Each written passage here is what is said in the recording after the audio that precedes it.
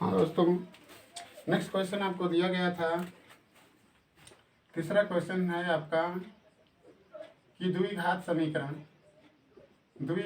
समीकरण a x square plus b x plus c equal to 0 के मूल अगर अल्फा तथा बीटा हों तो हमें दो का मान ज्ञात करना है। हमें ज्ञात करना है 1/अल्फा का वर्ग प्लस 1/बीटा का वर्ग, और हमको निकालना है अल्फा का क्यूब प्लस बीटा के क्यूब। इनका हमें दोनों का मान निकालना है। इनका मान क्या होगा, हमें इसी समीकरण के आधार पर उनके मान को पता करना है। दोस्तों सबसे पहले हम क्या करते हैं कि ए एक्स का square plus b x plus c equal to 0 है कि मूल अल्फा तथा बीटा हैं, इसलिए सबसे पहले हम मूलों का योगफल लिखते हैं, यानी मूलों का योगफल। जैसा कि फार्मूला आपको बताया गया है कि मूलों का योगफल का जो सूत्र होता है -b/a होता है, और मूलों का योगफल यानी गुणनफल, मूलों का गुणनफल यानी अल्फा इंटू बीटा का जो मान होता है वह c/a होता है। हमने इन चीज़ों को इस समीकरण से प्राप्त कर लिया। अब हमें मान निकालना है 1/अल्फा का वर्ग प्लस 1/बीटा का वर्ग। अगर इसका एलसीएम लेते हैं तो आपको दिखता है अल्फा का वर्ग बीटा का वर्ग, ठीक है। इसको डिवाइड अगर करते हैं तो अल्फा का वर्ग कट जाएगा, बचेगा बीटा का वर्ग, और बीटा का वर्ग कटेगा, बचेगा अल्फा का वर्ग। इस तरीके से हमारे सामने मिला क्या, अल्फा का वर्ग प्लस बीटा का वर्ग और बटा में अल्फा का वर्ग और बीटा का वर्ग। आगे बढ़ते हैं तो ये है आपका अल्फा का वर्ग धन बीटा का वर्ग बटा में, इसको अल्फा इंटू बीटा का वर्ग लिख सकते हैं आप। क्यों, क्योंकि यहाँ पे दोनों का वर्ग है। इस चीज़ को अगर हम करते हैं तो अल्फा प्लस बीटा का वर्ग और -2 अल्फा इंटू बीटा कर सकते हैं, क्योंकि इसको अगर तोड़ेंगे आप तो अल्फा का वर्ग बीटा का वर्ग प्लस 2 अल्फा बीटा होगा। इतना हमने माइनस कर दिया, इसका प्लस वाला पॉइंट इसके माइनस से कट जाएगा कि ये चीज़ हमको मिल जाएगा, और बटा में अल्फा इंटू बीटा का वर्ग हो जाएगा। अब क्या करते हैं, अभी ये दोनों चीज़ हमारे सामने जो दिख रहे हैं इसके मान हम इसमें रख सकते हैं, इसलिए अल्फा प्लस बीटा का मान -b/a का वर्ग हो जाएगा, ऋण 2 इंटू c/a हो जाएगा, और बटा में c/a का क्या हो जाएगा, वर्ग हो जाएगा। आगे बढ़ते हैं, इसका वर्ग करते हैं तो b का वर्ग बटा में a का वर्ग -2c/a का a हो जाएगा, और बटा में इधर हो जाएगा c का वर्ग बटा में a का वर्ग। आगे जब चलते हैं इस चीज़ को पुनः यहाँ पे लेते हैं तो ये हो जाएगा आपका, इसका और इसका एलसीएम लेते हैं आप तो आपको मिलेगा a का वर्ग, a के वर्ग से कैंसिल हो जाएगा, ये हो जाएगा b का वर्ग, a का भाग देंगे a के वर्ग में, a बचेगा, यहाँ पर हो जाएगा -2ac, और बटा में आपका क्या है c का वर्ग और बटा में a का वर्ग। इस कंडीशन में चलते हैं तो इसको सही लिखते हैं तो b का वर्ग -2ac अपान a का वर्ग, और ये इसको अगर सही करेंगे तो a का वर्ग अपान c का वर्ग, a का वर्ग a के वर्ग से कैंसिल हुआ, b का वर्ग -2ac अपान c का वर्ग, यही मान इसका होगा, इसका मान यही होगा। ठीक है दोस्तों, आगे आप देख रहे हैं कि आपको मान निकालना है अल्फा का क्यूब प्लस बीटा का क्यूब का मान क्या होगा, जबकि मान तो यही रहेंगे लेकिन सवाल थोड़ा सा बदल गया। अब उसके मुताबिक हम पहले उस चीज़ को हल कर लेंगे और ऐसे पदों में हल करेंगे जिसमें केवल अल्फा प्लस बीटा और अल्फा इंटू बीटा का प्रयोग हो। ठीक है दोस्तों, इसलिए हमें समझना ये है कि ये जो चीज़ हमको ज्ञात करनी है, इस चीज़ को हमें ऐसे पदों में तोड़ना है जिसमें केवल यही दो पद सम्मिलित होने चाहिए, क्योंकि आपको वही दोनों पद केवल पता है। ठीक है दोस्तों, तो चलिए शुरू करते हैं कि अल्फा का क्यूब प्लस बीटा के क्यूब का मान क्या हो सकता है। तो सी यार, अब हमें मान निकालना है अल्फा का क्यूब प्लस बीटा का क्यूब। यहाँ पर आगे बढ़ते हैं, यहाँ पे बढ़ते हैं तो इस चीज़ को अगर तोड़ते हैं हम तो हमको मिलता है अल्फा प्लस बीटा, और कोष्टक के अंदर मिलता है हमें अल्फा का वर्ग माइनस अल्फा बीटा और प्लस बीटा का वर्ग। दोस्तों आगे बढ़ते हैं, क्योंकि ये सूत्र है, आपको बताया गया होगा कि a का क्यूब प्लस b के क्यूब का जो सूत्र होता है वो होता है a प्लस b, और कोष्टक के अंदर a का वर्ग माइनस ab और प्लस b का वर्ग। अंतर क्या है कि यहाँ पर अल्फा का क्यूब प्लस बीटा का क्यूब है, तो जहाँ पे a है अल्फा रख लेंगे और जहाँ पे b है वहाँ पे बीटा रख लेंगे। आगे बढ़ते हैं तो ये हो जाएगा अल्फा प्लस बीटा। फिर आगे बढ़ते हैं तो इस चीज़ को हम क्या लिख सकते हैं, लिख सकते हैं अल्फा का वर्ग प्लस बीटा का वर्ग और माइनस अल्फा इंटू बीटा हो जाएगा। आगे बढ़ते हैं तो ये अल्फा प्लस बीटा हो जाएगा इस चीज़ को अगर हल करते हैं तो अल्फा प्लस बीटा का वर्ग हम लिख सकते हैं, लेकिन -2 अल्फा इंटू बीटा अलग से लिखना होगा और अल्फा इंटू बीटा हो गया। ठीक है, आगे बढ़ते हैं तो ये हो जाएगा अल्फा प्लस बीटा, और इस चीज़ को हल करते हैं तो अल्फा प्लस बीटा हो जाएगा और यहाँ पे हो जाएगा -3 अल्फा इंटू बीटा। अब हमारे जो मान है सब इसमें पता है। अब इसी चीज़ को यहाँ पर लिखते हैं, हमको रखना है अल्फा प्लस बीटा और उसके अंदर कोष्टक में है अल्फा प्लस बीटा का वर्ग और -3 अल्फा इंटू बीटा।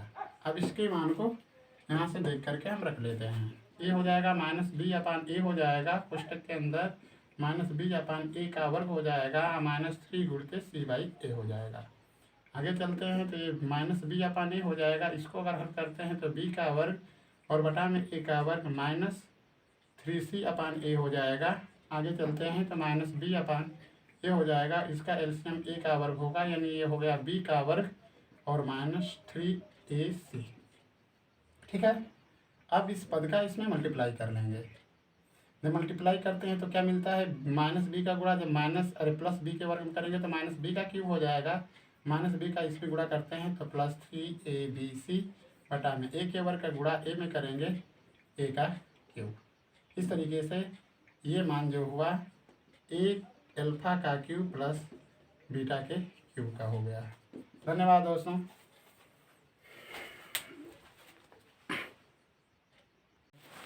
अब हम दूसरी टॉपिक पढ़ने जा रहे हैं इसी वृत्त से संबंधित क्षेत्रफल के, जिसका नाम है त्रिज्यखंड। ध्यान से देखें, त्रिज्यखंड। आज मैंने आपसे कहा है केवल आपको आज फार्मूला दिए जाएंगे। त्रिज्यखंड क्या होता है? त्रिज्यखंड जो होता है वो वृत्त का एक हिस्सा होता है, एक भाग होता है। दिख रहा है ना? हाँ, देखिए इधर, त्रिज्यखंड क्या होता है? वृत्त का एक हिस्सा होता है। इस चीज को हम समझते हैं। अगर बोल देते हैं कि यदि एक वृत्त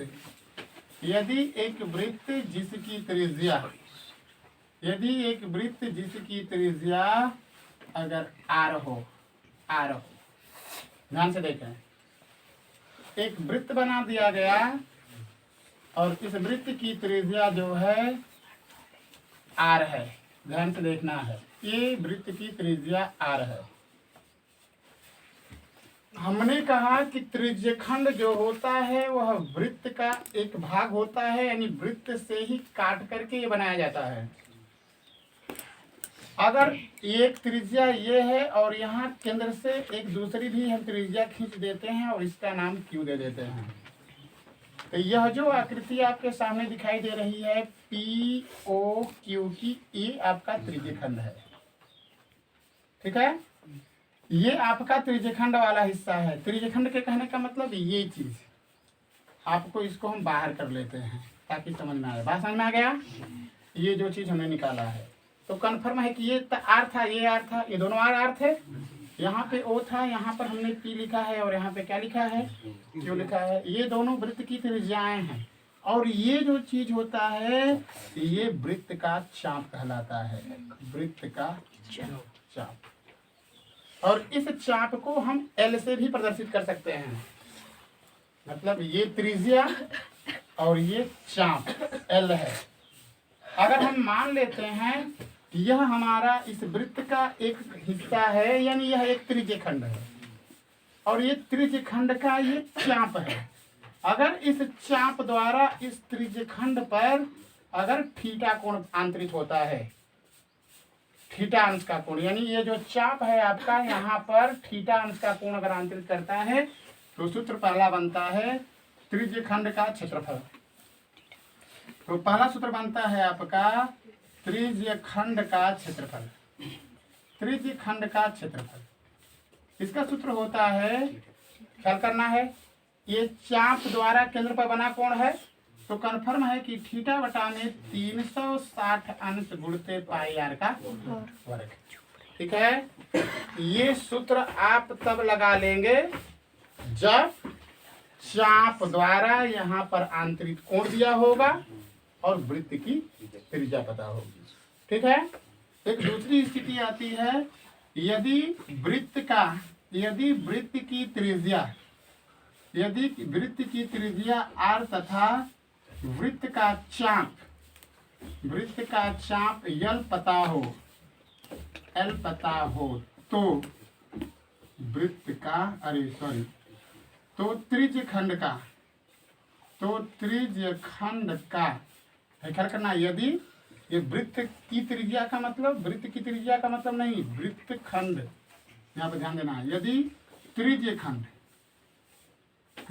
त्रिज्य खंड की लंबाई है, बात समझ रहे हैं ना, यानी त्रिज्य खंड की लंबाई का मतलब L, ठीक है, या ऐसे भी ठीक था। यदि त्रिज्य खंड की त्रिज्या R और वृत्त के चाप की लंबाई का मतलब L, यानी त्रिज्य खंड की लंबाई पता हो तो त्रिज्य खंड का जो क्षेत्रफल होता है 1/2 L और R। आपके पास दो सूत्र बने हैं, लेकिन इन दोनों सूत्रों का प्रयोग आप क्वेश्चन के अनुसार करेंगे, ठीक है। ये वाला सूत्र आप तब इस्तेमाल करेंगे जब यहाँ पे थीटा नहीं दिया होगा, R का मान और L का मान पता रहेगा, ठीक है। लेकिन L का मान पता नहीं है, लेकिन ये मतलब ख्याल करना है, त्रिज्य खंड का क्षेत्रफल निकालने के लिए R, L और थीटा, इन तीनों में से कोई ना कोई एक पता, दो पता होना चाहिए।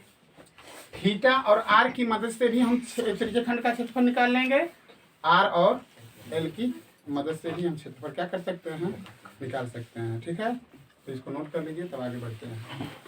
त्रिज्य खंड से संबंधित एक एग्जाम्पल आपके सामने लिया जा रहा है। जैसे कह दिया जाएगा कि एक वृत्त की त्रिज्या जो है 7 सेंटीमीटर तथा उसके चाप द्वारा केंद्र पर बना कोण 60 अंश है, तो त्रिज्य खंड का क्षेत्रफल ज्ञात कीजिए। त्रिज्य खंड का क्षेत्रफल ज्ञात कीजिए। एक क्वेश्चन बना आपका, फिगर देखें, एक वृत्त दिया हुआ है, इस वृत्त की त्रिज्या 7 सेंटीमीटर है और वृत्त का एक चाप जो है वह त्रिज्या के साथ, ये जो चाप आपका है P और Q है और यह वृत्त का केंद्र O है, और इस चाप द्वारा यहाँ पर केंद्र पर बनने वाला कोण जो है 60 अंश है। तो कह रहा है कि इस स्थिति में इस त्रिज्य खंड का क्षेत्रफल ज्ञात करना है। किस त्रिज्य खंड का क्षेत्रफल? जो फिगर में आपको दिखाया गया है ऐसा, ठीक है। यह O, यह P, यह Q और यहाँ पर बनने वाला कोण 60 अंश। अब लिख लेंगे क्या क्या पता हमको, R का मान 7 सेंटीमीटर पता, ठीक है ना, और थीटा का मान 60 अंश। तो इसलिए त्रिज्य खंड का क्षेत्रफल बराबर थीटा बटा में 360 अंश गुणित पाई R का वर्ग। 60 अंश बटा में 360 अंश गुणित पाई का मान 22 बटा में 7 गुणित 7, ठीक है। काट देंगे इसको, 6 छके 36, 1/6, 7 से कट गया, गुणित 22 गुणित क्या हुआ 7, 2 से काट सकते हैं, 11 दूना के 22, 2 3 6, 11 7 77, 77 बटा में 3 वर्ग सेंटीमीटर, ठीक है। इससे और भी संबंधित अगर मानकर चलिए ये दे दिया होगा और ये दे दिया होगा, ठीक है ना, तो अब इस सूत्र का इस्तेमाल नहीं करेंगे, जो आपको बताया गया है 1/2 L × R उसके द्वारा लगा लेंगे, ठीक है। चलिए जल्द से नोट करिए, आगे बढ़ते हैं।